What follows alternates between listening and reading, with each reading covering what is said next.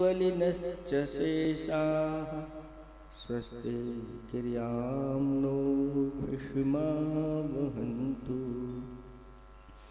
ये शुद्धमूलोत्तरसद्गुणानां माधार भावा दनगारिसंज्ञा निर्ग्रन्थुवर्या निर्बद्धचर्या स्वस्ति क्रियां नो विषमा वहन्तु।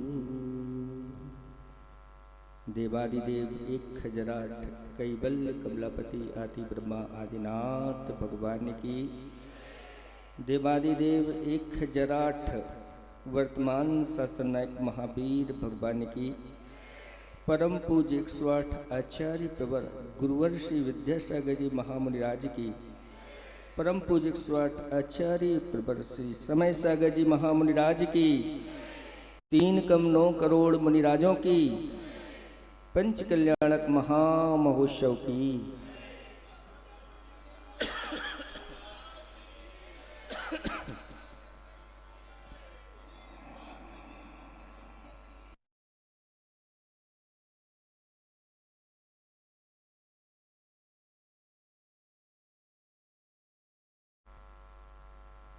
आचार्य भगवंत ने एक खाई को लिखा है, व्यापक कौन, व्यापक कौन, गुरु या गुरु की वाणी या गुरुवाणी। व्यापक कौन, गुरु या गुरुवाणी।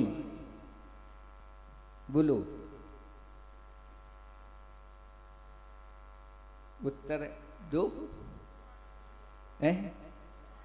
गुरुवाणी, ये आप लोग उत्तर दे रहे हो और गुरु ने तीसरी लाइन में उत्तर लिखा है। क्या लिखा है?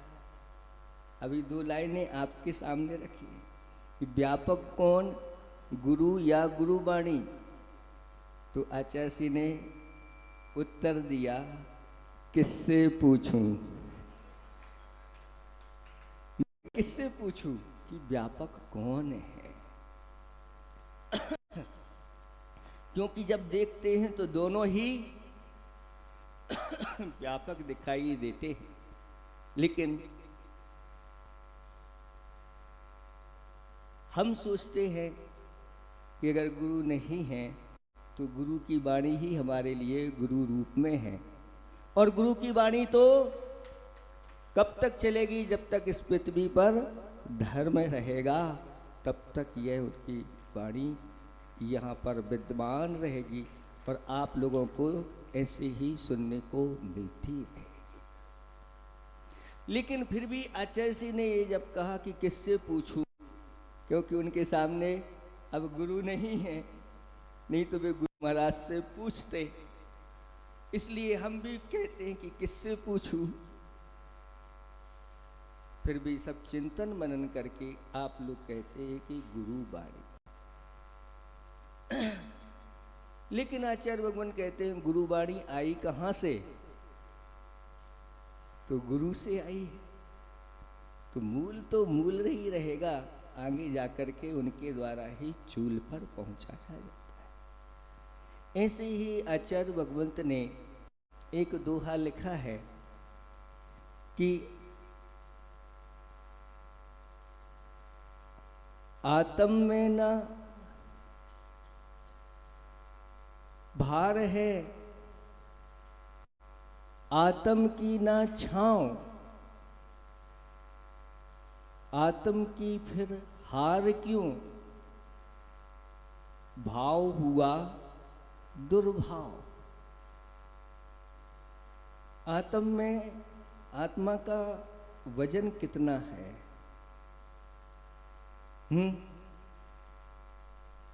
तोल के देखा है?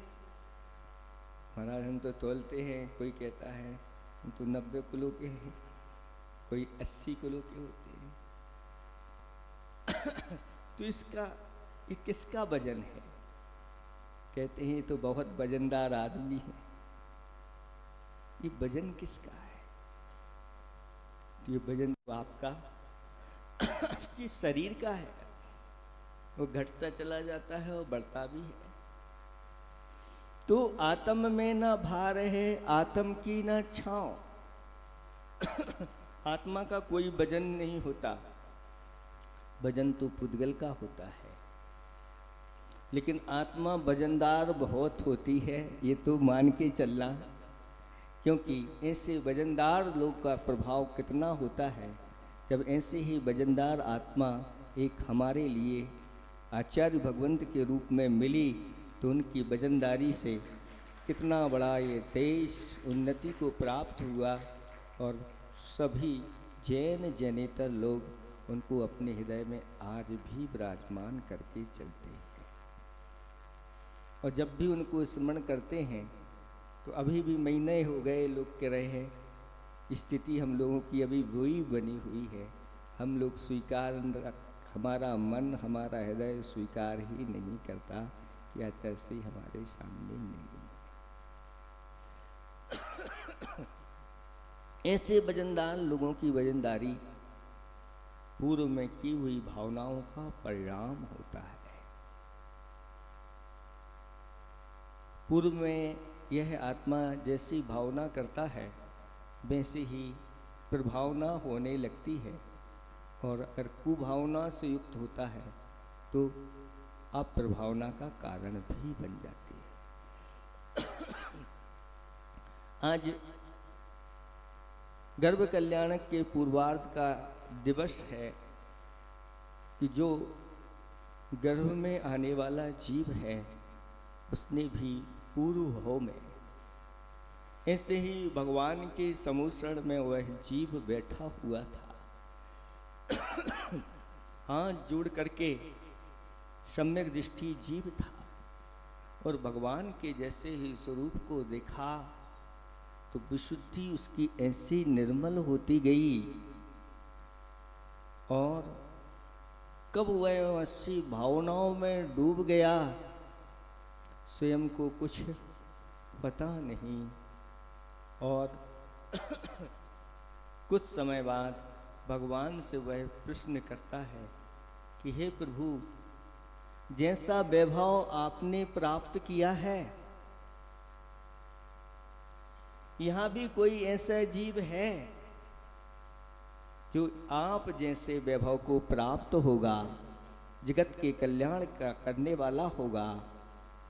तो भगवान कहते हैं अभी अभी तुमने तीर्थंकर प्रकृति की भावनाएं करके उस तीर्थंकर प्रकृति का वंद कर लिया।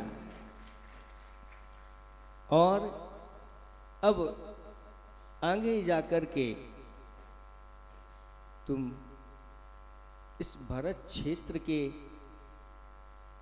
प्रथम तीर्थंकर के रूप में तुम्हारा जन्म होगा। ऐसा ये भावनाएं अपने आप में बहुत महत्वपूर्ण भावनाएं, ये व्यक्ति को, आत्मा को बहुत पावरफुल बनाने वाली भावनाएं। चाहे असंयत सम्यक दृष्टि ही क्यों ना हो, भली उसके कोई व्रत नहीं है, भीतर से सम्यक दर्शन जिसके प्रचलित हो रहा है, ऐसा केवली सुकेवली आदि का जब पाद मूल मिल जाता है और वहाँ पर ऐसी विशुद्धि करता है। दर्शन विशुद्धि का अर्थ होता है जिस भावना के माध्यम से सम्यक दर्शन तो है, लेकिन वह सम्यक दर्शन उस समय निर्मलता को प्राप्त हो जाए, उसमें कहीं भी दोष नजर नहीं आए। 25 दोषों से रहित 8 अंगों से परिपूर्ण जब हो जाते हैं और ऐसे सच्चे देव, शास्त्र और गुरु, आप्त, आगम और गुरु, इनके ऊपर जब दृढ़ श्रद्धान हो जाता है तो उस समय ऐसी निर्मलता बन जाती है कि तीर्थंकर जैसी प्रकृति का वंद वह जीव करने लग जाता है। इसलिए हे बब्बात्माओं, ये भावनाएं ऐसे निमित्तों के माध्यम से ही होती हैं। आप घर में थाली सजा करके और अष्टद्रव्य से पूजा करो, भगवान नहीं है सामने, कितना मन लगेगा। लेकिन अगर सामने ही चंदा प्रभु भगवान हो, सामने ही आदिनाथ भगवान हो और फिर उनके सामने करते हैं तो अलग ही भावना होती। इसलिए कहा है कि बीतराग समम देवम नमोकार समम मंत्रम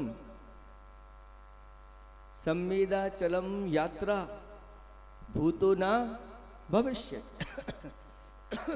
नमोकार जैसा मंत्र न हुआ है, उससे आगे कोई न होगा। वही अतीत में भी था, अभी भी है और भविष्य में ही रहेगा। ऐसे ही बीतराग देव के समान कोई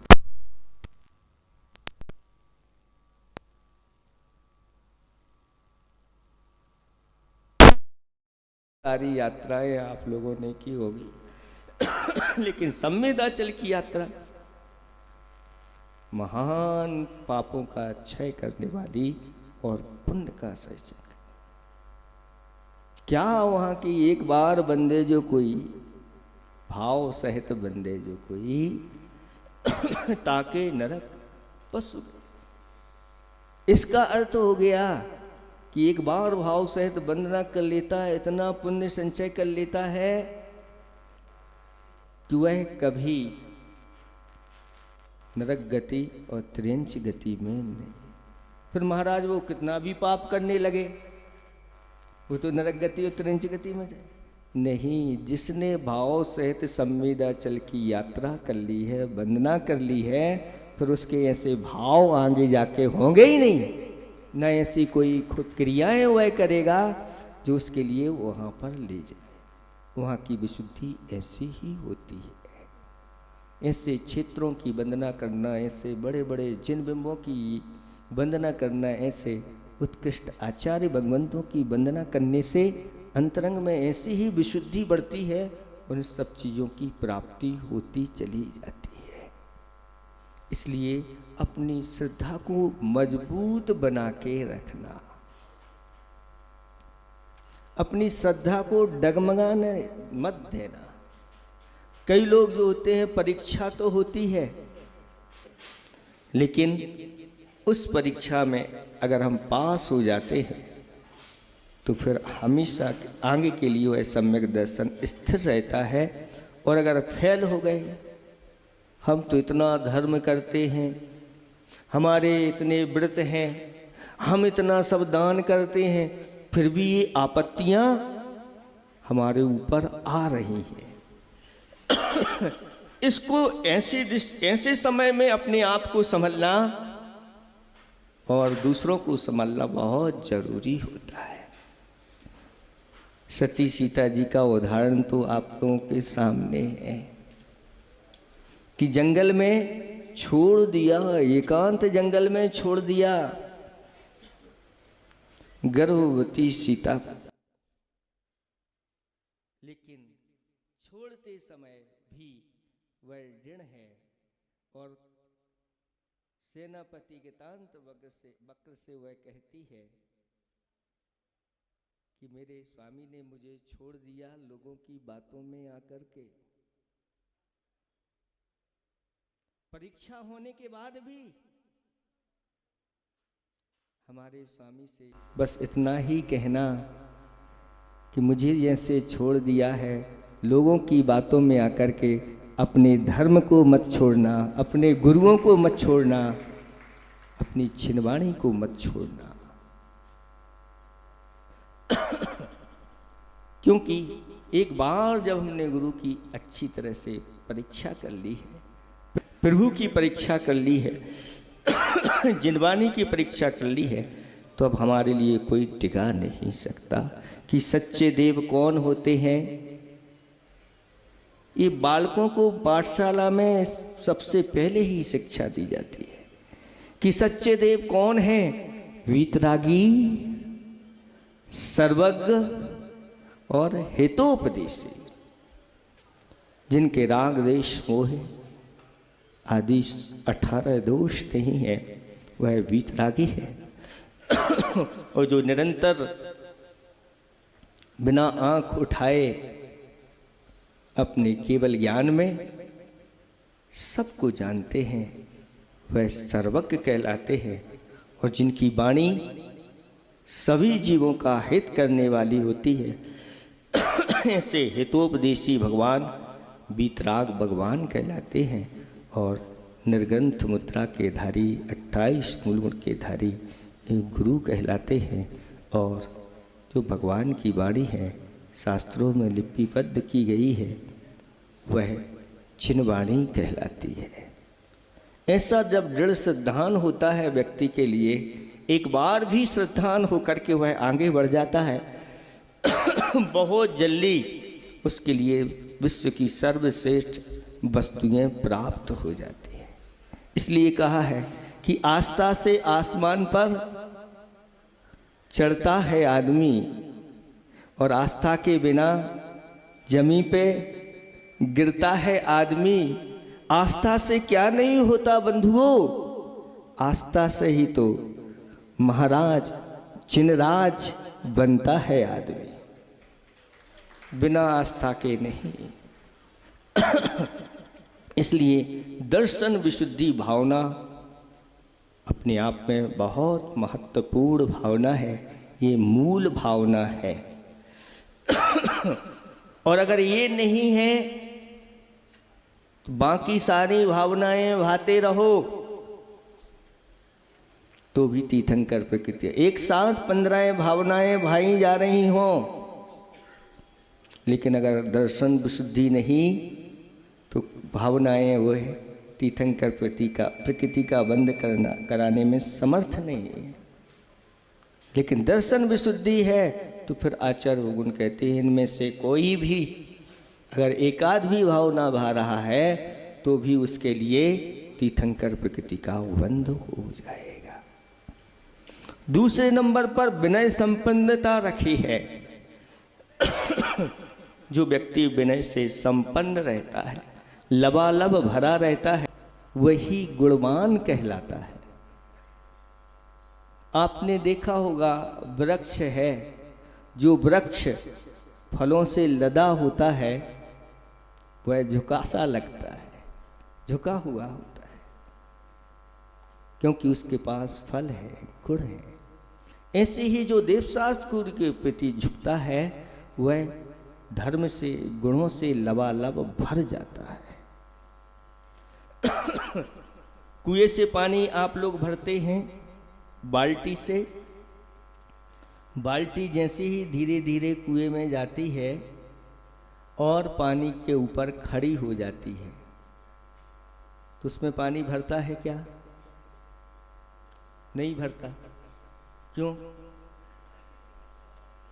अभी उसने पानी को नमस्कार नहीं किया, अपना माथा नहीं टेका, पैरों पर तो खड़ी है, लेकिन जैसे ही वह बाल्टी अपना माथा पानी पर रख देती है, पानी उसके अंदर भर जाता है। ये उदाहरण दिया। ऐसे ही जो देवशास्त्र गुरु के प्रति जितना झुकता चला जाता है उतना वह भरता, उसका खाली नहीं जाता। कितनी बार झुके महाराज। घाटा क्या है? आपसे कह दिया जाए कि यहाँ से एक एक सोने का सिक्का वहां तक पड़ा हुआ है, आपको उठाना है तो झुकोगे कि नहीं? उस समय पूछोगे कितनी बार झुके हैं? अरे महाराज आप तो यहाँ की बात कर रहे हो, आप तो हमारे घर तक भिजवा दो तो भी हम झुकते रहेंगे। बस आचार्य भगवान कहते हैं एक छोटे से सोने के सिक्के लिए तुम इतना झुक रहे हो, और जहाँ पारस प्रभु हैं, जहाँ चिंतामणि रत्न हैं, जहाँ सब कुछ मिलने वाला है, बिना मांगे ही जहाँ सब कुछ मिलता है, वहाँ झुकने के लिए विचार कर रहे हो। सम्यक दृष्टि इस प्रकार का कोई विचार नहीं करता और झुकता चला जाता है। इसलिए आचार्य जी ने एक हाइकू लिखा है, बट तूफा में शीर्षासन लगाता, वट तूफा में शीर्षासन लगाता, बेंत झुकता। एक नदी के किनारे बट वृक्ष खड़ा हुआ है, उसके किनारे धीरे धीरे झरते चले जा रहे हैं और वहीं पर एक बेंत का वृक्ष खड़ा हुआ है, अपनी जड़ें मजबूत किए हुए है। पानी का जब तेज बहाव आता है, हवाएं आती हैं, तो बट वृक्ष तो ज्यों का त्यों खड़ा रहता है, लेकिन बेंत जो है वह बार बार झुकता है। जैसे ही हवा आई झुक गया, फिर खड़ा हो गया, झुक गया, खड़ा हो गया। ऐसे करते करते और बेंत जो बट का वृक्ष था वह तो उखड़ गया और सिर के बल नदी में गिर गया, लेकिन बेंत हमेशा सुरक्षित रहा। क्यों? क्योंकि वह झुकता था। यह बार बार बट वृक्ष अहंकार करता था और कभी कभी चर्चा हो जाती थी बेंत से कि बेंत भाई तुम कुछ काम के नहीं हो, दूसरों को पीटने में ही तुम्हारा उपयोग होता है। हम देखो कितने फल लगे हुए हैं, कितने पक्षी आते हैं, छाया में पथिक आते हैं, बैठते हैं, तुम्हारे पास क्या है? तो बेंत भी कहता था क्या कहें, समय बताएगा कि मेरे पास क्या है। और समय ने बता दिया कि बेंत के पास विनय गुण था, इसलिए वह टिका रहा। जिसके पास विनय रहती है वह सर्वत्र टिका रहता है, कोई उसको डुबा नहीं सकता, क्योंकि उसके पास एक कला है। इसलिए कहा कि ये विनय मोक्ष का द्वार है। मोक्ष का द्वार उसी के लिए खुलता है जो सम्यक दर्शन, सम्यक ज्ञान, सम्यक चारित्र, सम्यक तप के प्रति विनय रखता है और सम्यक ज्ञानी, सम्यक दृष्टि, सम्यक चारित्री और सम्यक तपस्वी के प्रति विनय रखता है। साथ साथ में लौकिक विनय भी बताई गई है। हमने आपको एक बार बताया होगा, सुना होगा आप लोगों ने कि गुरु जी के मुख से ऐसा सुना था कि जब वह पाठशाला जाते थे, कौन सी धर्म वाली पाठशाला नहीं, यही लौकिक पाठशाला, तब उनके जो भी सरस्वती होती थी, जो भी उनकी पुस्तक होती थी, वो अपने सिर पर रख के ले जाते थे ऐसे विनय के साथ। आज कौन सिर पर रख के ले जाता है? आप लोगों ने पढ़ाई की है, कभी सिर पर रख के ले गए? क्यों? वो सरस्वती नहीं है क्या? वो विद्या नहीं है क्या? अभी जिनवाणी की बात तो बहुत ऊंची बात है, अभी तो उसकी बात, लौकिक बात बता रहे हैं कि लौकिक जो है ना पढ़ने वाले, ऐसे गुरु महाराज शिक्षा देते थे कि सरस्वती की जितनी विनय करते चले जाओगे उतनी बुद्धि तुम्हारी बढ़ती चली जाएगी और तुम एक दिन इस विद्या के माध्यम से विद्या सागर बन जाओगे, पूरे का सागर ही आपके पास आ जाएगा। और फिर धीरे धीरे ये विनय घटती गई। हम लोग जब पढ़ते थे तो ऐसे ही उन पुस्तकों को, जिस घंटे की पुस्तक आदि रहती थी तो ऐसे ले जाते थे, लेकिन धीरे धीरे वो यहाँ से खिसक करके और बच्चों के ऐसे बाजू में आने लगी, दबा करके ले गए। फिर धीरे धीरे ऐसा बसता चला कि उसको पीठ पर अब बोझ बन गई और धीरे धीरे जैसे जैसे आप लोगों की कुबुद्धि रानी बढ़ती गई तो वह बस्ता धीरे धीरे खिसकता गया और कहाँ लटकता है? देख लो, पीठ पे नहीं, पृष्ठ भाग पर वह लटकता हुआ नजर आता है। बड़े बड़े कॉलेजों में जो अगर कोई बस्ते लिए हुए हैं तो देख लो कैसे लटकते हुए। ये स्थिति हो गई। अगर इस प्रकार से हम विद्या का अर्जन करेंगे तो विद्या नहीं, कुविद्या ही हमारे ऊपर सवार होगी। सरस्वती देवी हमसे रुष्ट हो जाएगी और ये रुष्ट हो जाती है तो फिर हमारा कल्याण नहीं होगा। उसी प्रकार से जिनवाणी है, जिनवाणी की जो जितनी विनय करता है वह उतना ही बुद्धि संपन्न होता चला जाता है और आगे जाकर के एक दिन शुद्ध केवलित्व को प्राप्त हो जाता है, केवल ज्ञान को प्राप्त कर लेता है। इसलिए ये विनय अपने आप में महत्वपूर्ण है।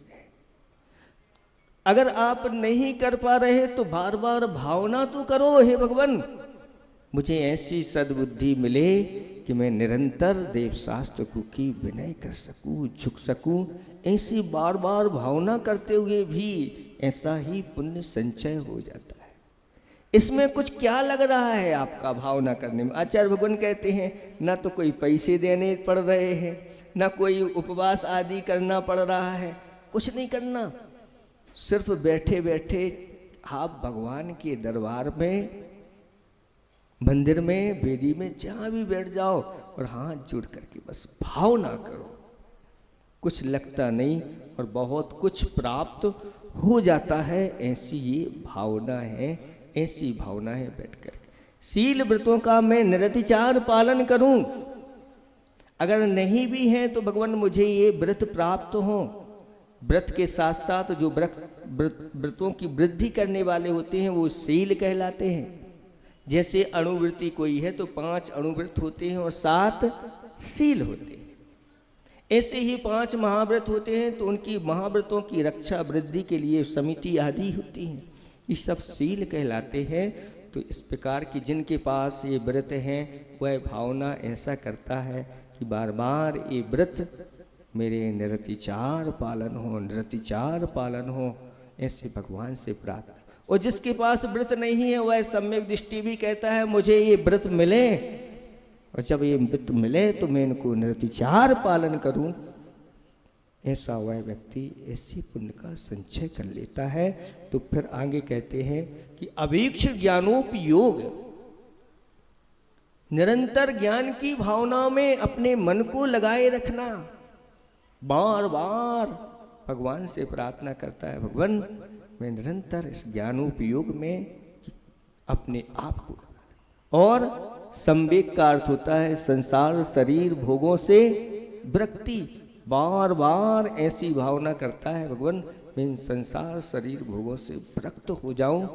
अनादिकाल से मैं इनमें आसक्त रहा हूं, उसके कारण से आज मैं अपने आत्मा को परमात्मा नहीं बना पाया। ऐसी बार बार भावना करता है।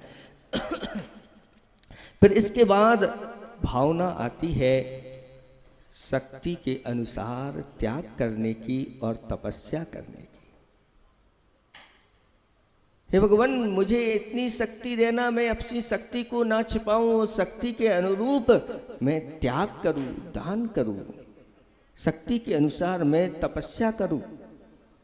क्योंकि इस तपस्या के माध्यम से ही आत्मा परिशुद्ध होती है, इसके बिना आत्मा की शुद्धि नहीं होती। ऐसी बार बार भावना वह करता रहता है और ऐसे ही पुण्य का संचय करता रहता है।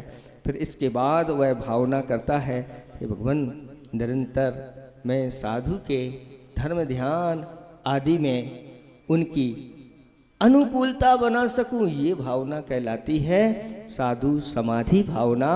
और जब आवश्यकता पड़ी तो उनकी वैयावृत्ति में तत्पर हो जाओ। शास्त्रों में एक बहुत ही वह रोचक कथा आती है कि एक बिना पढ़ा लिखा ग्वाला, ग्वाला तो गंवार कहलाता है ना, जो गायें चराने जाता है वह कौन है? ग्वाल कहलाता है। पढ़ा लिखा नहीं होता। कहते हैं अगर पढ़ोगे लिखोगे नहीं तो ढोर चराना पड़ेगा। बुंदेलखंड में कहावत है कि पढ़ोगे लिखोगे नहीं तो ढोर चराओगे, यानी ग्वाला बनो। लेकिन उस ग्वाले की बुद्धि देखो कैसी होनहार बुद्धि थी कि एक मुनिराज आकर के वृक्ष के नीचे विराजमान हो गए। ठंडी का समय साए साए करके हवाएं चल रही थीं और जब उसने देखा कि ये पूरी रात्रि कैसे यहाँ निकालेंगे ऐसी ठंडी में, इनके पास कपड़े नहीं हैं, रहने को स्थान नहीं है, खुला स्थान है, मैं ऐसा कांप रहा हूँ। और उसके मन में ऐसी बात आ गई और वह अपनी गायों को छोड़ करके सेठ जी के यहाँ और वापस आया और उन मुनिराज के सामने कुछ लकड़ियों को इकट्ठा किया और अग्नि जला करके उनके ही सामने बैठ गया और अपने हाथों को गर्म करता और मुनिराज को सेंक करके आता। महाराज तो अपने ध्यान में लीन है, न उन्हें किसी से राग है न द्वेष है, वह अपने युग में लीन है। लेकिन वह ग्वाला पूरी रात उनकी बैयावृत्ति करता रहा। उसने कोई शास्त्र नहीं सुने, अध्ययन नहीं है। लेकिन बहुत सारे ऐसे लोग होते हैं जो बड़े बड़े ज्ञानी हो जाते हैं, उनसे पूछना कि भैया कितने दिन तुमने गुरु के चरण पर सेवा की है, तो कहते हैं भैया क्या करना गुरुओं की सेवा करके, आत्मा का ध्यान करो, आत्मा की चर्चा करो और उस आत्मा को प्राप्त हो जाओगे। लेकिन उस ग्वाले ने इस प्रकार की बुद्धि नहीं लगाई और ऐसा उसने पुण्य संचय कर लिया।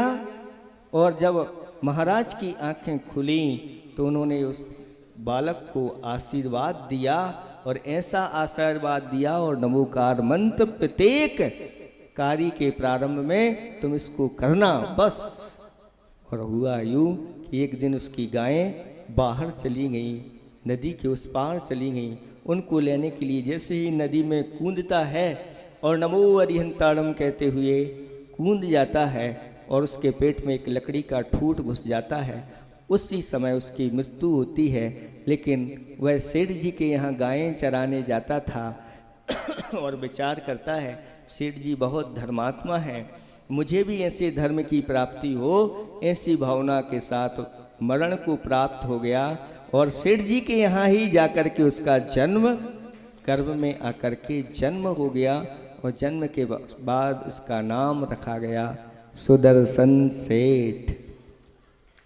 जो आज जिनके पुराण लिखे हुए हैं, पढ़ लो, सील में प्रसिद्ध हुए और सुदर्शन सेठ उसी भाव में दिगंबर मुद्रा को धारण करके केवल ज्ञान प्राप्त करके सिद्धालय में विराजमान है।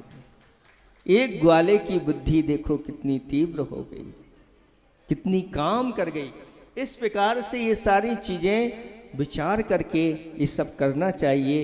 ये भावनाएं चल रही हैं, साधु समाधि, बैया व्रत, फिर इसके बाद अरहत, आचार्य, उपाध्याय और इन प्रवचन शास्त्र आदि की भक्ति भी अपने आप में ऐसे तीर्थंकर प्रकृति का वंद करा देती हैं। साथ साथ में श्रावक के जो आवश्यक होते हैं उन आवश्यकों का पालन करना आवश्यक वो कहलाते हैं अवश्यम करोति इति आवश्यकम।